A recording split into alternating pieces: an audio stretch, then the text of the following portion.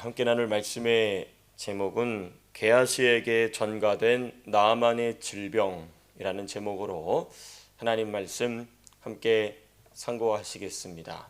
이 전가라는 표현은 굉장히 신학적인 표현입니다. 성경 자체에는 전가라는 단어가 기록되어 있지는 않습니다. 그런데 성경에 기록되어 있는 복음, 진리의 원리를 이렇게 표현하다 보니 신학에서 전가라는 표현을 만들 수밖에 없었습니다. 이 전가라는 표현을 만들 수밖에 없었던 가장 첫 번째 이 성경에 기록된 진리는 뭐냐? 바로 의의 전가입니다. 의의 전가. 누구의 의가 전가되느냐? 그 아들 예수 그리스도의 의가 우리에게 전가되는 것이죠. 그래서 하나님께서는 그 예수님으로부터 전가된 의를 우리 안에서 찾아보시고 너는 의로와, 죄인임에도 불구하고 너는 의로와 라고 말씀해 주시죠. 그걸 바로 의의 전가사상, 이렇게 우리가 신학적 용어로 부릅니다. 근데 이 전가라는 표현이 이제 또 어디서 사용되느냐? 능력의 전가라는 표현에서 사용이 됩니다. 뭐냐? 하나님께서 한 시대를 사용하시던 성령의 사람들을 이제 하나님 품으로 부르시고 그 다음 성령의 사역을 감당해야 될 자들에게 능력을 뭐 하신다? 전가시키신다는 것이죠. 그렇죠? 능력을 전가시킨다. 모세에게 있던 능력이 여호수아에게로, 엘리야에게 있던 능력이 엘리사에게로, 예수님에게 있던 능력이 열두 사도들에게로, 사도 바울에게 있던 능력이 디모데에게로, 이게 능력이 전가가 되죠. 자, 그런데 우리가 오늘 살펴봐야 될 이 전가의 내용은 의의 전가도 아니고 능력의 전가도 아니고 저주의 전가입니다. 저주의 전가. 저주를 전가시킨다. 그래서 누가 왜 이 저주를 전가받게 되었는가? 오늘 본문 말씀을 통하여서 하나씩 살펴보시겠습니다. 먼저 우리 20절에서부터 23절까지 보시게 되면 게하시의 범죄가 기록되어 있습니다. 그 범죄가 어떻게 시작되고 있느냐가 기록되어 있습니다. 먼저 20절 보시게 되면 나만 장군을 향하여 게하시가 달려갑니다. 누가 돌려보낸? 선지자 엘리사가 돌려보낸 하나님의 평강 가운데 이제 너는 걱정하지 말고 내 나라로 돌아가라. 평강과 하나님 주시는 평안을 빌며 축복하며 선포하며 선지자 엘리사가 돌려보낸 나아만 장군을 향하여 누가 막 달려가느냐? 게하시가 달려간다. 그 달려가는 동기가 20절에 기록되어 있죠. 20절 이렇게 되어 있습니다. 게하시가 스스로 이르되 내 주인이 이 아람 사람 나아만에게 면하여 주고 그가 가지고 온 것을 그의 손에서 받지 아니하였도다. 그리고 그 다음 말 중에 여호와께서 살아계심을 두고 맹세하노니 내가 그를 쫓아가서 무엇이든지 그에게서 받으리라 하고. 그렇습니다. 게하시는 하나님의 이름으로 맹세까지 하면서 누구에게 달려가냐면 나아만 장군에게 달려갑니다. 왜냐하면 그 속에서 물질을 향한 끓는 듯한 욕심이 솟아오른 것입니다.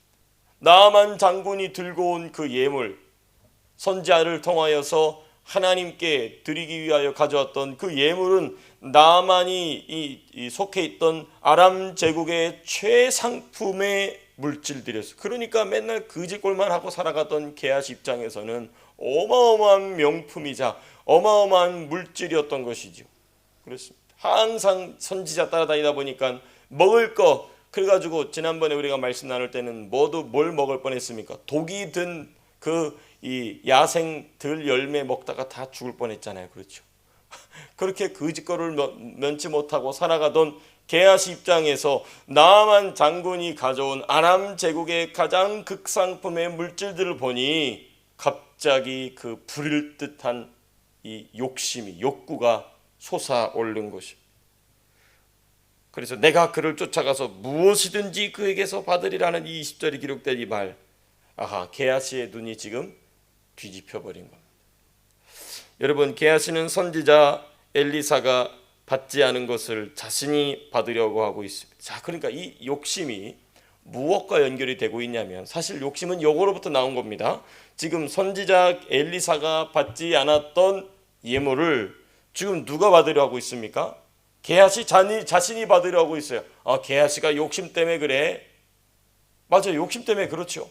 그런데 본질을 두고 보면 그거 사실 누가 받아야 되는 거냐? 선지자가 받아야 될 것을 자기가 받으려고 있습니다. 선지자를 위하여 가져온 것을 선지자도 아닌 자가 받으려는 것은 너무나 잘못된 일인 것입니다.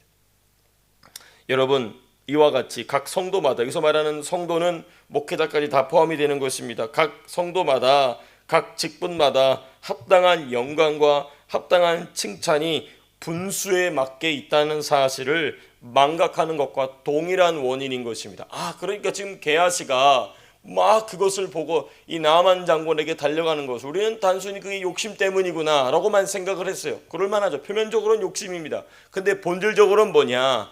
선지자가 받아야 될 것을 지금 게하시가, 선지자도 아닌 게하시가 받으려 하고 있다는 것입니다.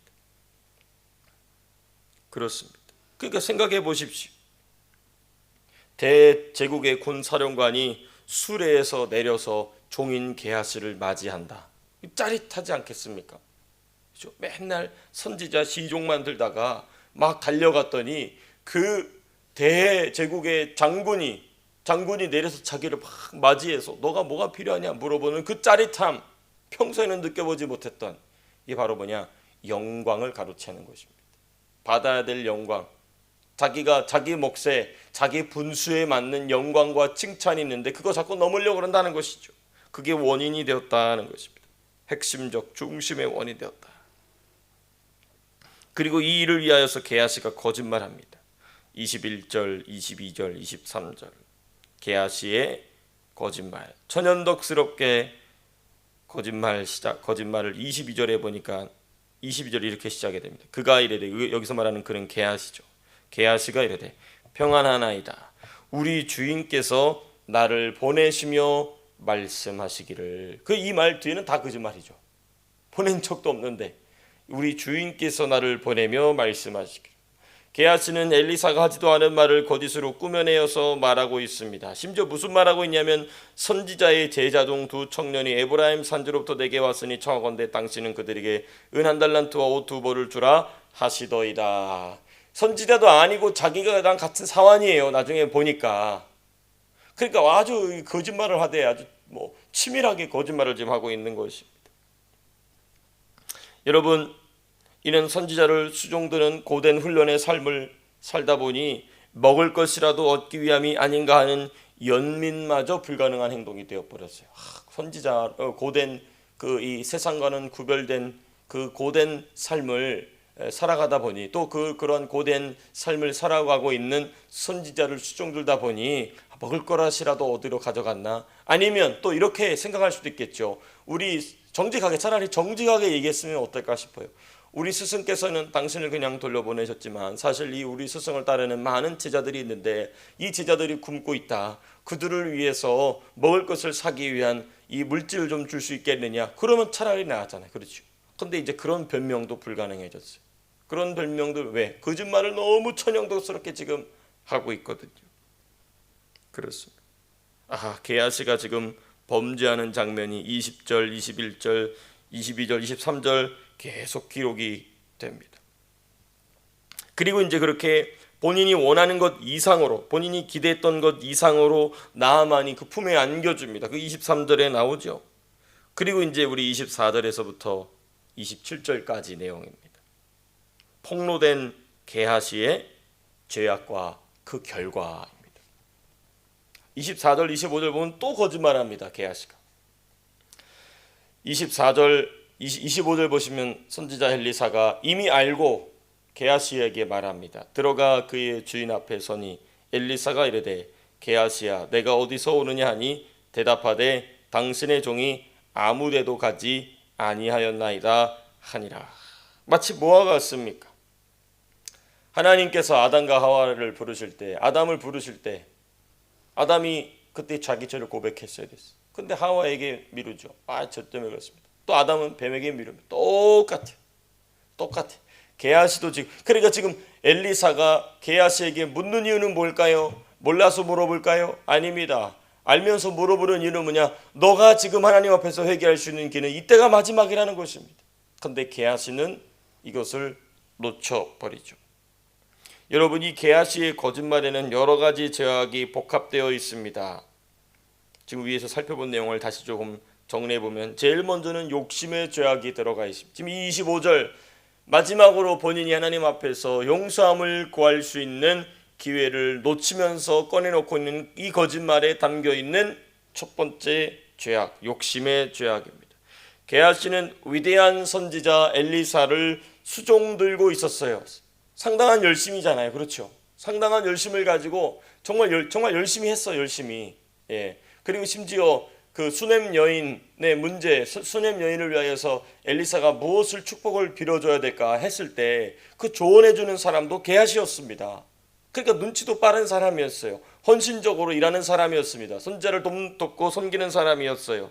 그런데 그렇게 선지자를 수종 들고 있었음에도 불구하고 너무나 안타깝게도 본질을 들여다보니까 배운 게 아무것도 없었다는 것입니다. 그 순간에 배운 것이 아무것도 없었음이 다 드러나고 탄로나고 말았다는 것입니다. 여러분, 예를 들면 이런 것입니다. 모세를 수종 들었던 눈의 아들 여호수아를 생각해 보시면 누굽니까? 게하시보다 더 했으면 더 했죠. 왜? 40년 내내 광야에서 수종 들었잖아요. 그렇죠?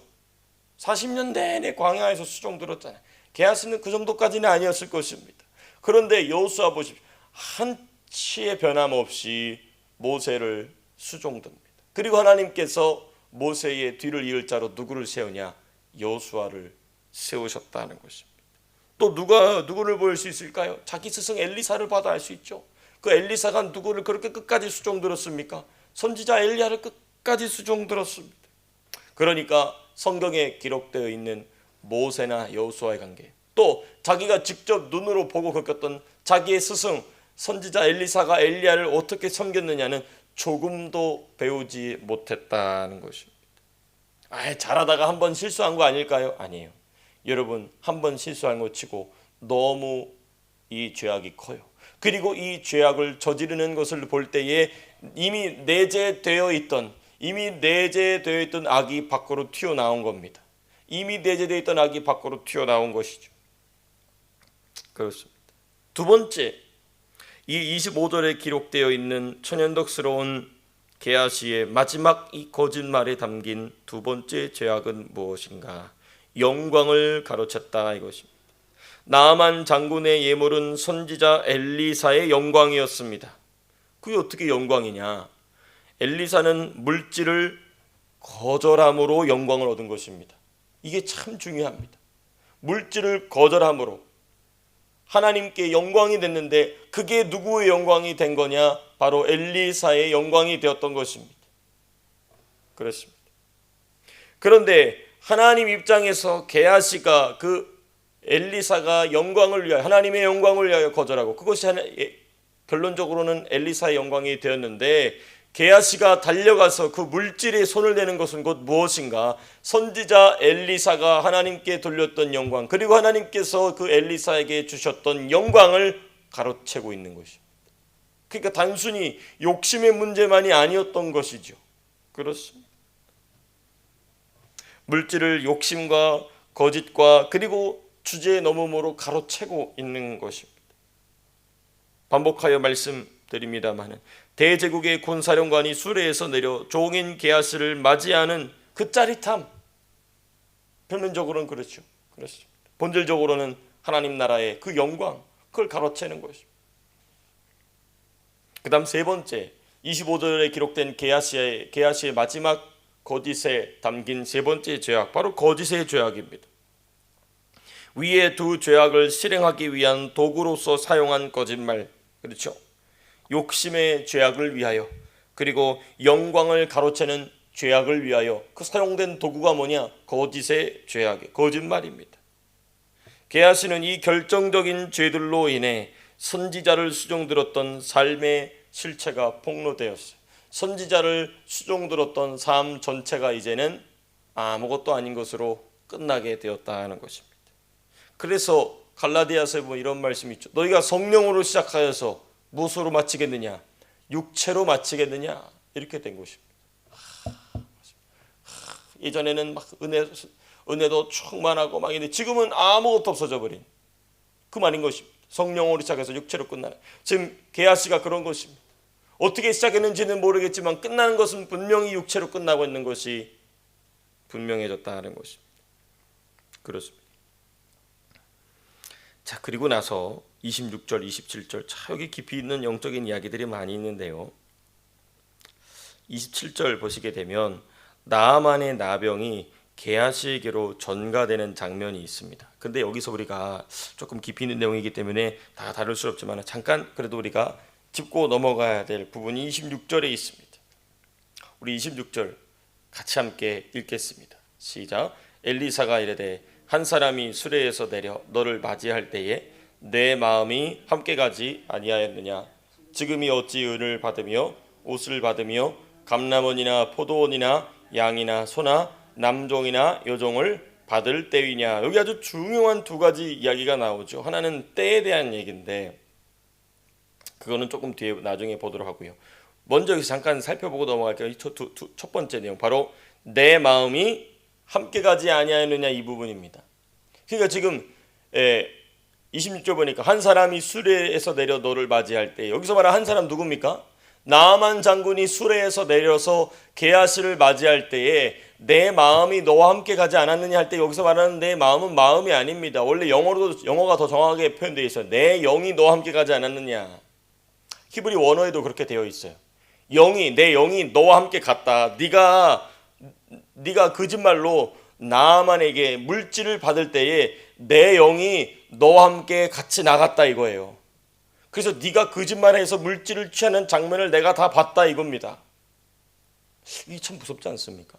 이런 얘기를 또 누가 유사하게 했냐면 바울이 했어요. 바울.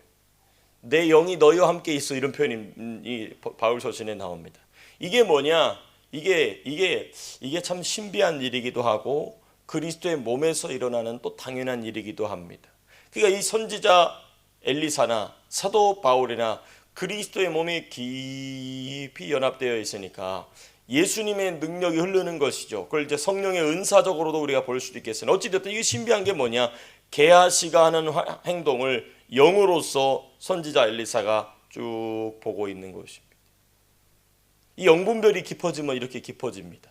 영분별이 깊어지면 점점 이게 보이고 또 느끼고 깨닫게 되는 분야가 넓어지게 되는데 여기까지 가게 되는 것이죠. 그렇습니다. 그러니까 이 선지자 엘리사는 모든 상황을 다 보고 있는 것입니다. 참 신비한 것이죠. 그런데 제가 이 말씀을 왜 드리느냐? 저와 여러분들이 이러한 수준에까지 들어갈 수 있기를 위해서 부단히 기도로 애써될 줄로 믿습니다. 누구를 위해? 여러분들의 자녀를 위해서. 뭐 다른 사람까지는 내가 못하더라도 내 자녀만큼은 내가 이렇게 볼 수 있도록, 그렇죠? 제가 가끔 우리 사랑하는 성도님들에게 설교뿐만 아니라 개인적으로 아무개 성도님은 이렇게 해야 됩니다. 한번 깜짝깜짝 놀라실 때가 있죠. 그럼 왜 그러냐? 제가 이 정도까지는 이 정도까지 신령하지는 못해요. 죄송합니다. 네. 근데 기도하다 보면 이게 중요하구나 캐치할 때가 있습니다. 그와 마찬가지로 지금 제가 저 잘난 척하자는 게 아니고 이게 누구한테도 있어야 되느냐? 우리 사랑하는 성도님들에게도 있어야 돼. 자녀들을 위해서 다른 사람 말고 다른 사람까지도 갈 것도 없어. 내 자녀가 어떠한 영적인 상태를 가지고 살아가고 있느냐? 그거 분별해야 되거든요. 그러려면 이 영적인 원리가 있어야 돼. 내 영이 항상 함께 내 자녀와 함께 할 수 있다. 이 신비한 부분이기 때문에 조심스러운 표현이지만 이 성경적인 근거를 가지고 볼 때 이렇게 되실 수 있기를 축복합니다. 우리 본문에 얼른 우리 교훈을 따라 오늘 핵심 주제를 따라서 말씀을 우리가 마무리해야 되겠죠. 본문 돌아와서 중요한 건 이제 27절입니다. 그러므로 나아만의 나병이 내게 들어 내 자손에게 미쳐 영원토록 이르리라 하니 게하시가 그 앞에서 물러나오매 나병이 발하여 눈같이 되었더라. 나아만의 나병이 게하시에게 전가됩니다. 근데 이 선지자 엘리사의 말을 주의 깊게 살펴보면 게하시의 죄의 결과는 나아만이 벗은 질병의 저주가 그에게 전가된 것을 분명하게 얘기하고 있어요. 이걸 조금 더 정확하게 얘기하면 조금 더 이게 풀어서 얘기한다면 이러한 현상은 주님의 몸 밖에서보다 주님의 몸 안에서 더 두드러집니다. 왜? 주님의 몸 밖에 있는 자들은 이런 저주가 따로 필요해요? 안 필요해요? 필요 없어요. 이미 저주에 있죠. 주님 몸 밖에 있으니까. 근데 이 게하시는 이러한 저주를 당한 이유가 뭐냐? 주님 몸 안에 있기 때문에. 더 구체적으로 얘기하면 이런 것입니다. 이는 악한 귀신의 역사가 사람에게서 사람에게로 전가될 수 있음을 보여주는 너무나 중요한 사례입니다.